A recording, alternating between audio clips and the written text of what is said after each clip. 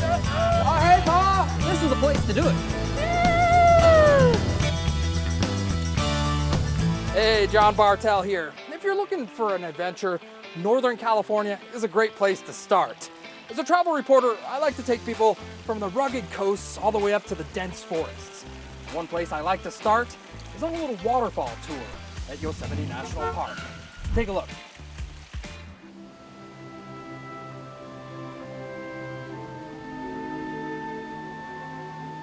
Naturalist John Muir once said, "The snow is melting into music." And if you visit Yosemite National Park in the spring, that music is all around you. Ephemeral means temporary, so it comes and goes, but it's usually just a springtime situation. It would be hard to pick just one waterfall to focus on in the park, so Yosemite Conservation President Frank Dean suggested 5 waterfalls that any visitor could easily see on an ordinary day trip. A little bit of a hike, but yes, it's a beautiful walk. The first waterfall that almost every visitor will see is at the end of Wawona Tunnel. This is Bridal Veil Falls, a focal point for every picture, painting, and memory had by just about everyone who's visited the park. It's below the billowing mist that the Conservancy and the National Park are working to make access to Bridal Veil Falls even better. Construction of new utilities, bathrooms, and trails will make it easier for everyone to get an up-close view by the end of this year. You know, one thing special about Bridal Veil, it kind of makes its own weather. Take a look, as that water comes down, it freezes, makes a nice little icy layer all over the rocks. At 2,425 feet, Yosemite Falls is not only the most iconic falls in the park here, it's also one of the tallest in the world. And it's actually made up of 3 different parts, the upper, the middle, and the lower. And during the winter, it sheds off giant ice particles that eventually flow down its creek and make its way into the Merced River. Frazzle ice, yeah, really unusual. You can't see it very many places in the world, only places that have really tall waterfalls. Although it's not required, it is easier to drive than park in front of many of the waterfalls, especially the hard-to-find ones, like Sentinel Falls. All right, so the unique thing about Sentinel Falls, it's a seasonal waterfall, meaning you can only see it from about March to June. Now, it's located just west of Sentinel Rock, and the water flows down multiple cascades that range from about 50 feet to about 500. Now in the wintertime, that fall, Sentinel Falls will freeze over, and actually people will ice climb up that waterfall. Ribbon Falls is another one of these seasonal falls in the park here, and it's pretty easy to spot because right next to it is El Capitan, a popular climbing route. Seasonal or not, all waterfalls in Yosemite Valley end up here. So these are the headwaters for the water, like this Merced River that flows down through the foothills into the Central Valley and eventually to San Francisco Bay. One of my favorite views here at Yosemite National Park is right here on the Swinging Bridge picnic area. And that's because you get this great view of the Merced River, but right behind you here, you get a nice dead-on view of the upper Yosemite Falls. Horsetail Falls brings in hundreds of photographers every year to catch a glimpse of what's called firefall. Yeah, it's coming! But there's a certain time of the year in February where the sunset is just at the right angle and it illuminates that waterfall and into an orange. The snowmelt puts on a spectacular show every year in Yosemite, but due to climate change, that show is becoming shorter and shorter. The 2 remaining ancient glaciers inside the park have almost completely melted. So if you want to see and hear the waterfalls, there's no better time than right now.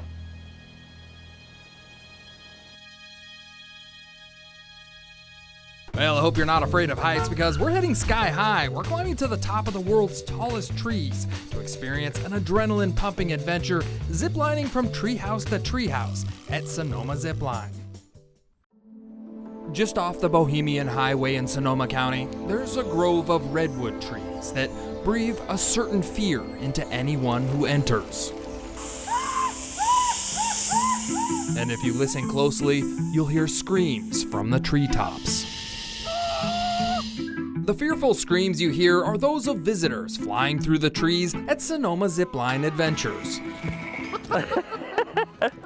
That's gonna be great. The adventure part of Sonoma Zipline Adventures is key to the operation here, and Zipline guides Noah Silverstein and Drew Farley are here to make sure that I complete the full course, which includes 7 zip lines, 2 sky bridges, 6 tree houses, and a spiral staircase that gets you high up into the tree canopy. How much weight can this thing hold? A lot. A lot. That's all I need to know. More than you or I. Okay, good. The Treetop Tour is the fastest and highest course, and all you'll be ziplining nearly 2/3 of a mile of cable. You can go as much as 30 to 40 miles per hour depending on your mass. 40 miles? Oh man, maybe I should have had another breakfast burrito or something. Got the speed up. The zipline is just one adrenaline fix that thrill seekers come here to experience. Remember that sky bridge I told you about earlier? Well, it too will test your vertigo. It's a little shaky. At more than 100 feet up, the bridge gives you a pretty good look at the forest below. I think I see Sasquatch. Whoa.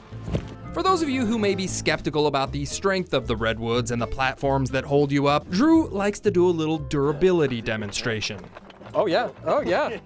I imagine people love that when you do that. Yeah. He also likes to show you how much the trees naturally sway just by pushing them. You can see just how much you can move. You're like a He-Man with moving trees. Everything I've experienced so far is a build-up to this part of the course, which is Northern California's longest zip line, which stands 250 feet off the ground. It takes a full 45 seconds just to get to the other end. And once you get to the end of the platform, you get a good look at the Sonoma Adventure tree houses. Every tree house has its own name and is kind of decorated and themed to its name.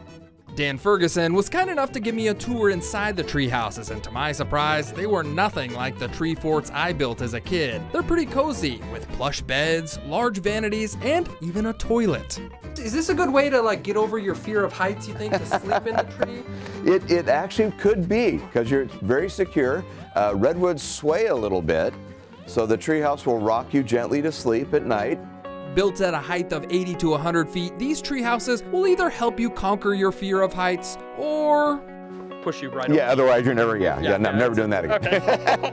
To finish off the tour, visitors take a spiral staircase that leads you to yet another shorter zip line where you can take a selfie. And it's at this point that your tour guide will inform you that the only way to get down is to jump the 60 feet to the ground. Lake Tahoe's home to some of the clearest water in the world. What better way to take it all in than by gliding across it in a clear kayak?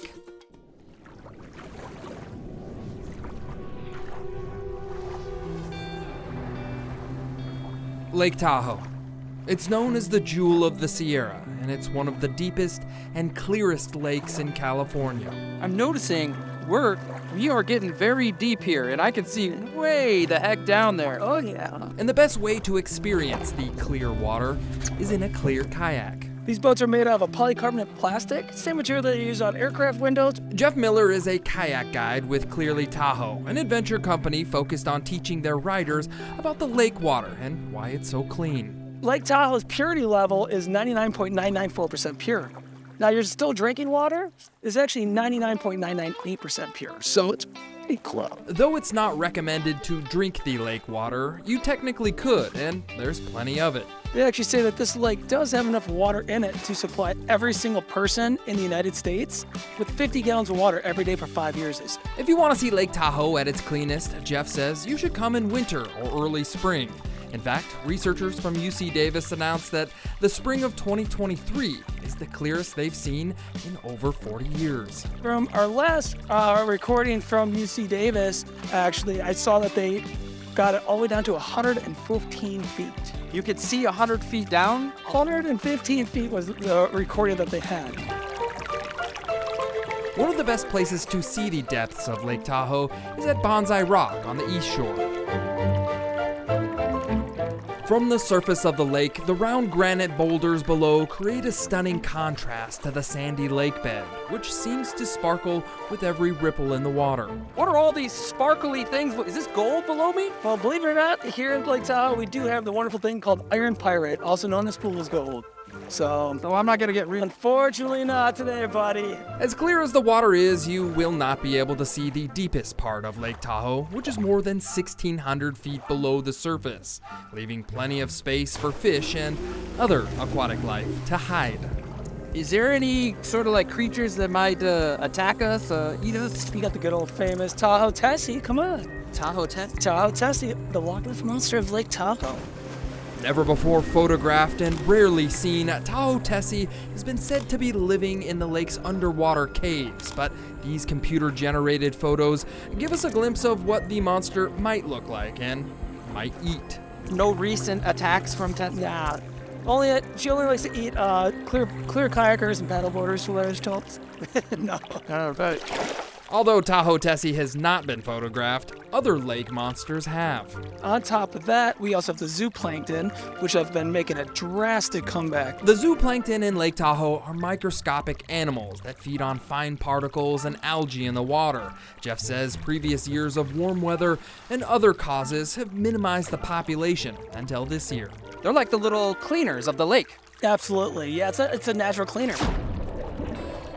It takes more than zooplankton to keep Tahoe's water clean. Over the past few decades, invasive species like zebra mussel and Eurasian milfoil have threatened Tahoe's health and clarity. These invasive species are brought in by boats or other water toys that have been in other infected lakes. Jeff says, now more than ever, it's the job of humans to keep Tahoe clean.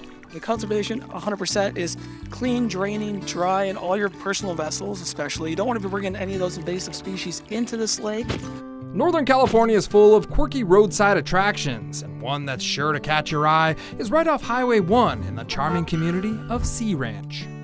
When driving on Highway 1 along the Sonoma County coast, it's pretty hard to take your eyes off the breathtaking natural beauty. But chances are, if you pass through the little community of Seanch, there's a strange-looking structure that'll catch your eye. The unique curves of this abstract structure may look more like something out of a Dr. Seuss book than a chapel, but volunteer caretaker Amy Van Syke says the peculiar building was designed to attract curious travelers. The more you see, the more you want to know more. The outside of the chapel is pretty intriguing to visitors. Come on in. All right. But inside the chapel, your eyes are sent on a scavenger hunt for fine craftsmanship and artistic detail. The mosaic on the floor, it's just got these beautiful colors. The plaster itself represents a flower. You have more glass, or else it's a marble. The man behind the creative design of this chapel was James Hubble, an artist and architecture designer. But the complete building was a result of a collaboration of many artists. Different people who were doing like the woodwork. Someone was doing the stonework, someone was doing the ceiling, someone was doing the redwood. The chapel was commissioned and then gifted to the residents of Seanch from Robert and Betty Buffum. They dedicated the building in memory of their friend's son, Navy aviator Kirk Ditzler. He was also an artist, and his sketches inspired the shape of the chapel.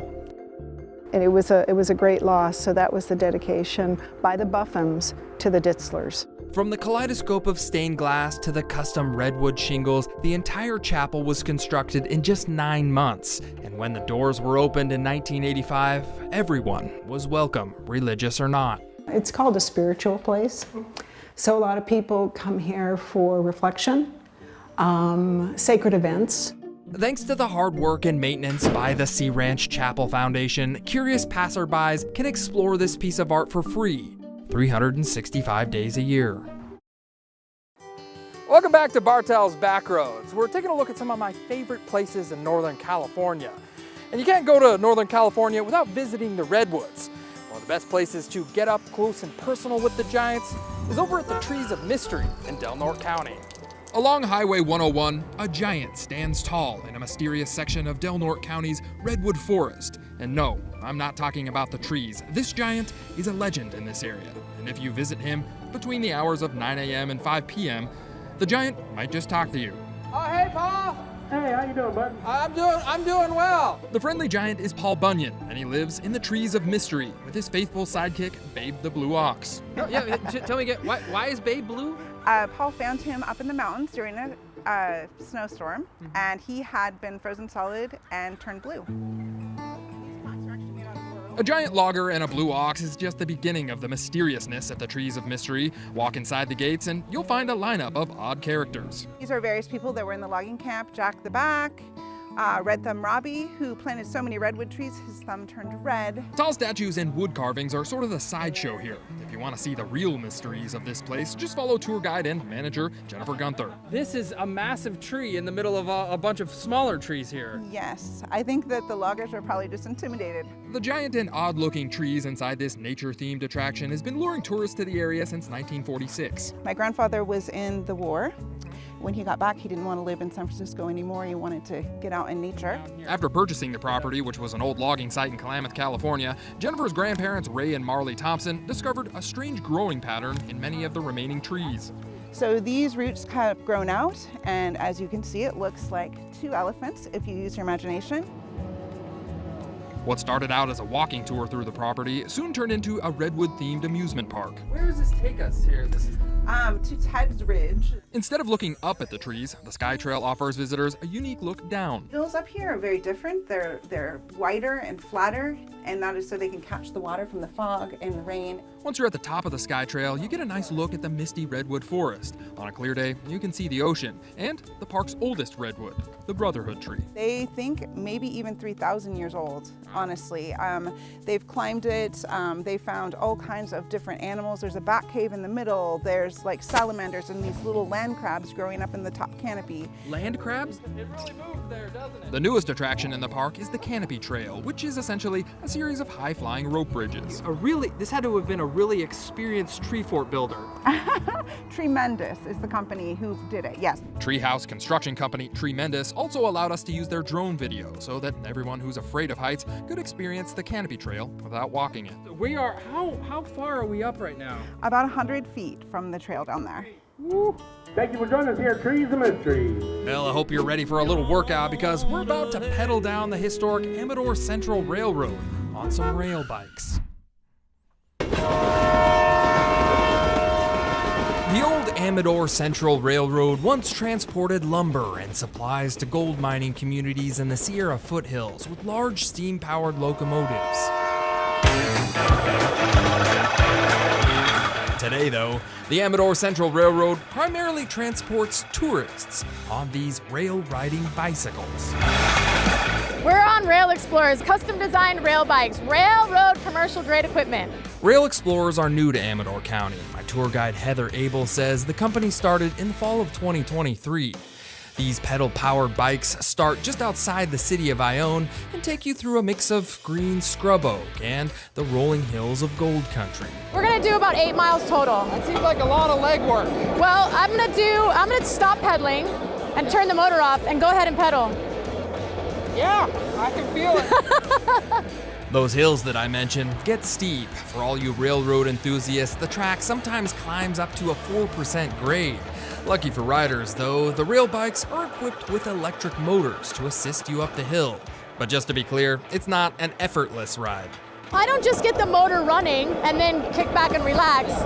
It's assisting me pedaling, which means I have to continuously pedal. Once you pass the 3 traffic crossings, you'll start to pick up some speed, and the click-clack of the old steel railroad will give you a sense of what it was like when the locomotives ran through this area. This is the Amador Central Railroad. It was originally the Ione and Eastern, so it's been around since 1904. Are we going to run into any locomotives today? Absolutely not. The track is not being used by locomotives or the speeders. Rail bikes are not actually a new invention. Version of these rail bikes have been around since the 1800s. Back then, they were called hand cars. In the 1800s, there was rail bikes, and they were mostly just used for service, right? So people needed to get out to the gold mine. As you gradually climb the hills, you'll cross over a bridge that intersects with Highway 88. From here, the green forests fade and the golden hills open up. We're gonna run through a lot of private property. The views are spectacular. While on the tracks, keep an eye out for grazing cattle and horses. They get up close to the tracks, but Heather assures me that the cows can't keep up with the rail bikes. The speed limit on this track is 15 miles an hour. The The Amador Central Railroad is not a loop, so when you reach the end of the line, the bikes must be turned around on these battery-powered rail bike lifts, so you don't have to ride backwards. Little lazy Susan for rail bikes or something. I don't like the word lazy when you're talking about my crew. The ride home is much faster than the ride up. Woo! Rail bikes are a unique way to see Amador County. The bikes take very little effort, and pretty much anyone can ride them. We bring out paraplegic folks and put them, so they get to experience the speed, the railroad, the pedaling if they can. In all, the ride is about 2 hours long, just enough to get a cell phone full of selfies and a mild workout. Northern California has some of the best rafting in the state, but nothing compares to the thrill of navigating underground rapids on the American River. Let's grab a paddle and dive in. The Middle Fork of the American River. It's big. It's loud. And it's wild.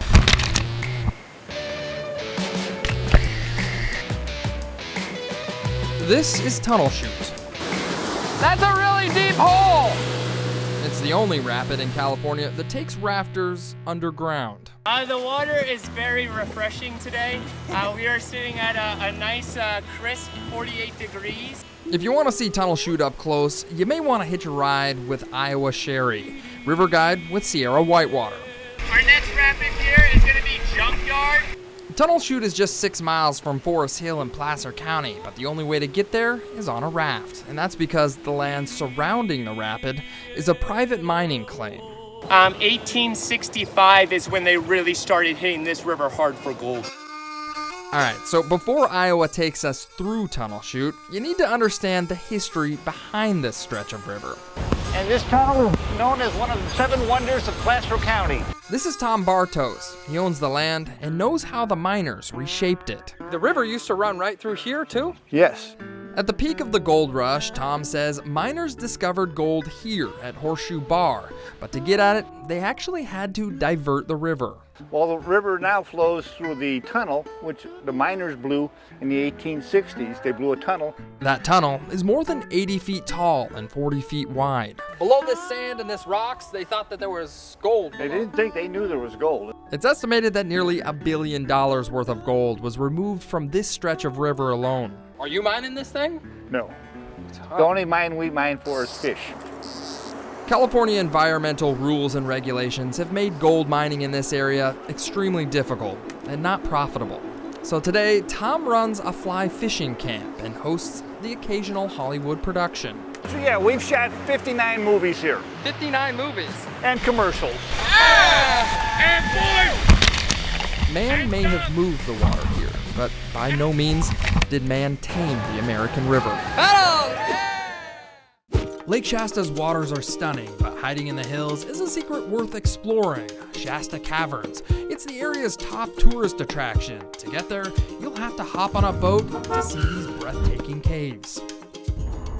In 1887, long before the dam at Lake Shasta was built, a fish hatchery worker by the name of J.A. Richardson walked up the canyon from McCloud River and discovered a hole in the ground.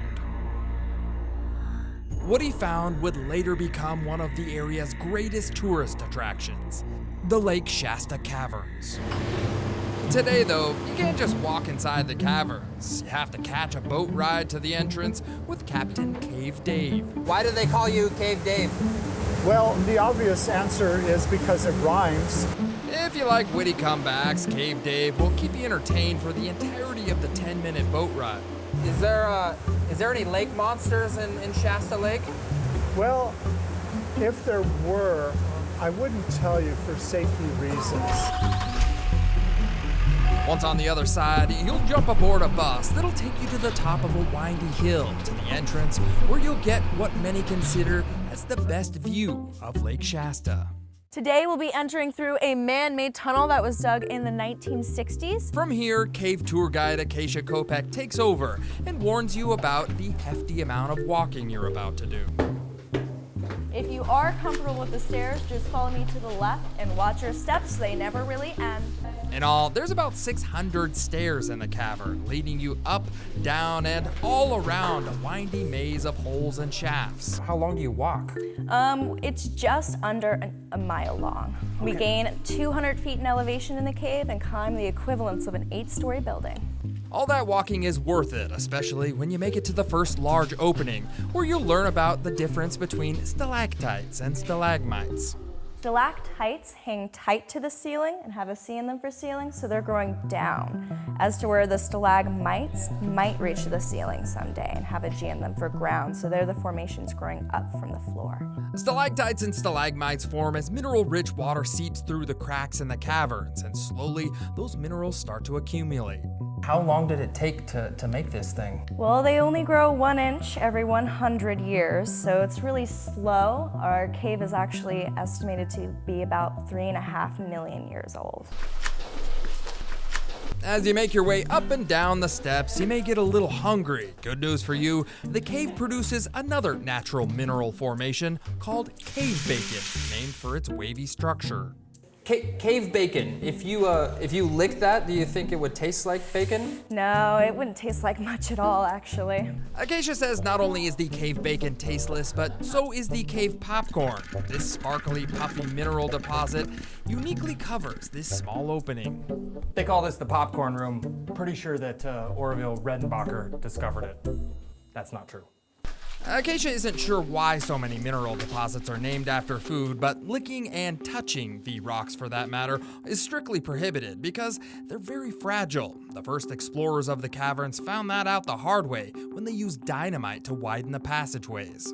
Luckily, as water flows over them, the formations will start to grow again. The Lake Shasta Cavern opened up for commercial tours in 1964, and that's when they started adding steps and handrails. Prior to that, visitors lowered themselves into the cave's natural entrance with ropes. Is that where the first cave tours came in through too? Yeah, a lot of field trips from schools in the area, and a lot of people from the town of Baird came through the natural entrance. Field trips were a little different back in the day, I think. Yeah, just a tad. Yeah. Not only did the visitors have to climb in with ropes, but they toured the cave with just candles. But today, we get to see a whole lot more because we have electricity. It may be a lot of walking, but the Lake Shasta Caverns truly are a wonder to see and worth the travel it takes to get here. Well, thanks for watching Bartell's Backroads. I hope some of these stories have inspired you to get out there and do a road trip of your own. I'm John Bartell. Hope to see you on the Backroads.